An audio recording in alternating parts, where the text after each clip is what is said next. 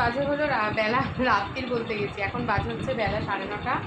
আর আমি পুরোপুরি রেডি হয়ে গেছি মারবাড়ি যাওয়ার জন্য। আর মনাকে শুধু চুলটা বেঁধে দেওয়া বাকি আর কি।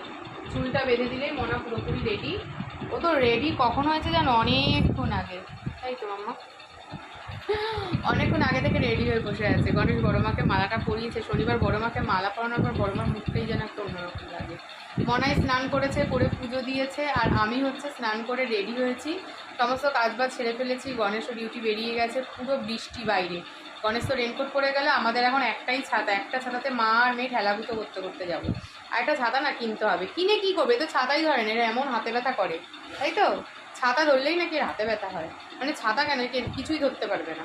মোদ্দা কথা হলো এইটা, যে ছাতাও ধরতে পারবে না, তাহলে আর ছাতা কিনে করবো। কিন্তু একটা ছাতা কিনতে হবে, কারণ আমার ছাতাটা না ভেঙে গেছে, মাঝখান থেকে ফুটো হয়ে গেছে, বৃষ্টির জল পড়বে মাথায়।